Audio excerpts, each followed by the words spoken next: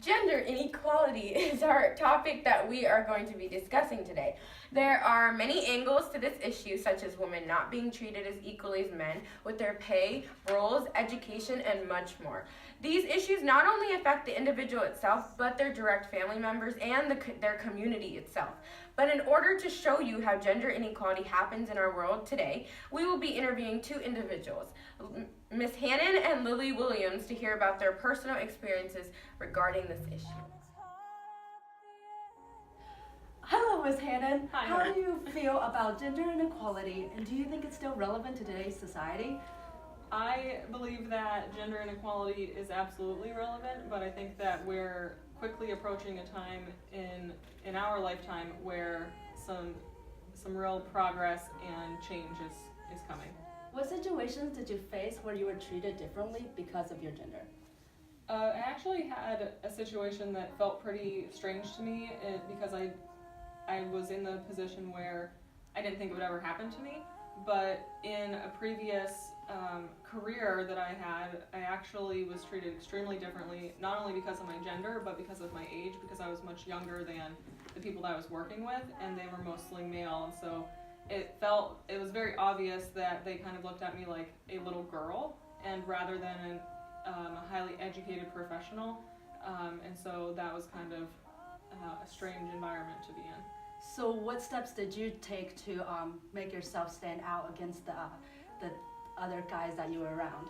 Well, actually, there were some pretty unethical things that happened, not directly to me, but that I also noticed in conjunction with the treatment, and in good conscience, I couldn't just ignore it. So I actually reported it to the superintendent, and it resulted in some people losing their jobs over it. Oh, wow. Hello, Miss Williams. I have a few questions for you today. Okay. How do you feel about gender equality? To what extent do you feel this is relevant in today's society?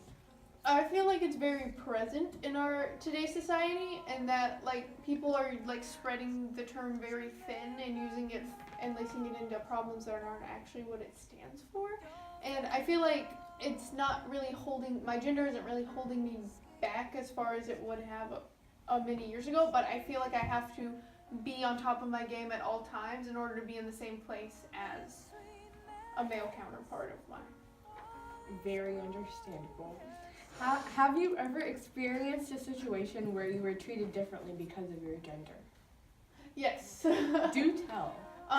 Well, normally when I tell people about my passion for wrestling and all things wrestling, I don't exactly get like an excited response. It's always like almost making fun of me, like, oh, you're not serious. And so I feel like I always have to like prove myself even more and my knowledge on the subject for people not to think of me as a joke.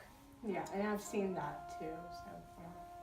So, if you answered yes to question 2, which you did, what steps did you take, if any, to change the position that you were faced with? Like I said, I tried really hard to be able to prove to people that I was not kidding, but it's kind of hurtful when you like something and you have to like to prove to somebody like just like be like, no, I know all this stuff, here, quiz me, in order for people to take you seriously. It's very frustrating. It is. Well, thank you. After interviewing Lily Williams and Ms. Hannon, we can see that gender inequality is still an issue today. For these two people, we can see that gender inequality most appears in the career paths. Even though Lily isn't yet a professional wrestler, she will be discriminated because she wants to take part in a sport normally dominated by men. With Mrs. Hannon's situation, she was in a work environment where many of her co-workers treated her differently because of her age and gender. However, she acted upon this and was able to change the way people saw her. Essentially, this goes to show that gender inequality is present in day-to-day lives. For individuals, there are ways to solve this issue, so we will discuss this later in the video.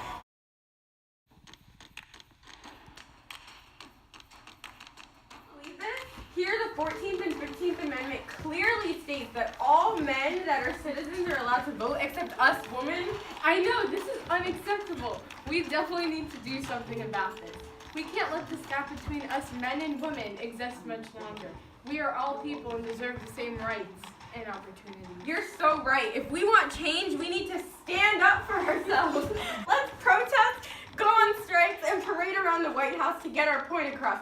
We need to be heard. Real events that took place on July 28, 1868 and February 3, 1870, the 14th and 15th Amendment were passed, stating that all men had the right to vote if they had citizenship, but women were completely excluded from this. Fortunately, women did what they needed to do, which eventually led to the enactment of the 19th Amendment on August 18, 1920, granting both men and women the right to vote. Gender Equality For all. Gender equality for all. It is obvious that gender inequality was present in the past and continues to be present today to some extent, locally, nationally, and even globally. However, the issue of women being able to vote was resolved in the past, so that what can we do now to resolve our inequality issues? Fortunately, we have ideas to resolve this issue. It will surely take time, but it will happen. We can do this by publicizing the issues that are taking place, such as starting out by focusing on a specific issue, one being the gender pay gap, which exists even today. Specific protests can be organized in front of the White House and in city halls in major cities so that individuals can be heard in the most efficient way possible. We can also work our way up to get federal laws passed. The biggest way to get a federal law passed is by getting people as a whole to only vote for representatives in office that do have interest in making things more equal pay-wise. As we continue to remain persistent and protest for what we believe in, change will happen. After all, it was 64 cents to every dollar in 1980, and now we increased to 83 cents to every dollar in 2016.